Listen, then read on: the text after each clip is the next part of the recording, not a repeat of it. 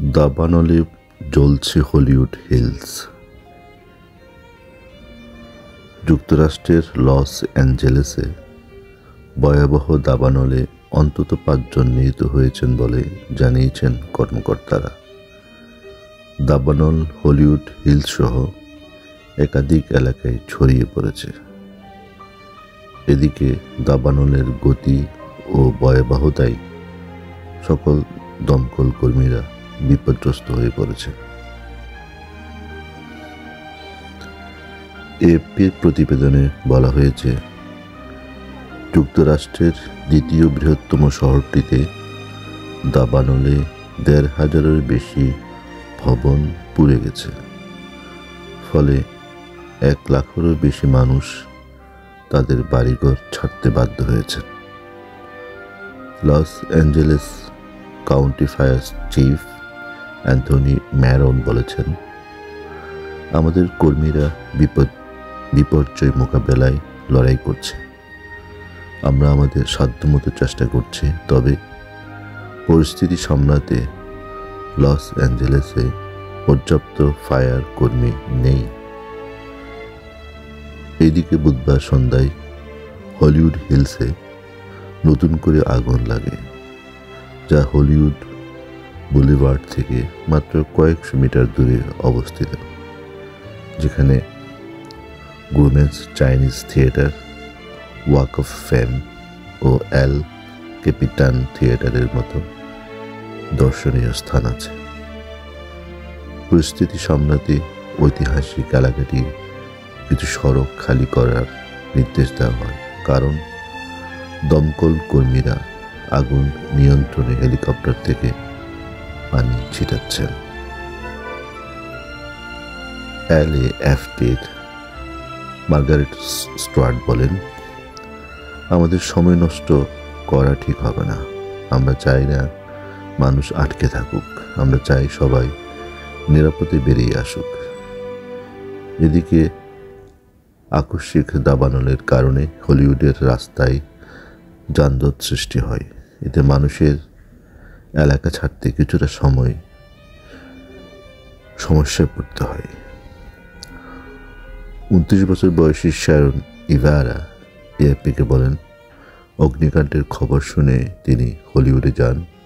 সেখানে তার বস ও 2 সন্তানকে সাহায্য করতে এগিয়ে যান।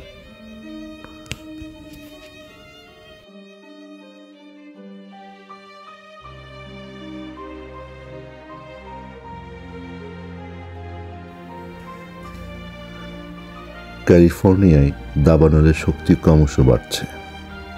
আগুন ছড়িয়ে পড়ছে দিকে দিকে। লস অ্যাঞ্জেলেসের দমকল বাহিনী জানিয়েছে, এখনো পর্যন্ত 5 জনের মরদেহ উদ্ধার হয়েছে। পাশাপাশি আহত হয়েছেন অসংখ্য মানুষ। দমকল বাহিনী আরও জানায়, আহতদের স্থানীয় হাসপাতালে ভর্তি করা হয়েছে। দমকল কর্মীরাও আগুন নিয়ন্ত্রণে কাজ করতে যেয়ে আহত হয়েছে। আগুন কোনোভাবেই নিয়ন্ত্রণে আনা যাচ্ছে না। লস অ্যাঞ্জেলেসের শেরিফ রবার্ট লুনা সংবাদ মাধ্যমকে জানিয়েছেন, সৃষ্টিকর্তার কাছে প্রার্থনা করছি আর যাতে কারো প্রাণ না যায়, কিন্তু পরিস্থিতি তেমন নয়। আরও প্রাণহানির আশঙ্কা আছে। বহু মানুষ এখনো আগুনে আটকা আছেন বলে আশঙ্কা করা হচ্ছে। এদিকে এই পরিস্থিতির মধ্যেই 3 ব্যক্তিকে গ্রেপ্তার করা হয়েছে। আগুনের কারণে পরিত্যক্ত বাড়িতে ঢুকে তারা চুরি করার চেষ্টা করছিল বলে অভিযোগ।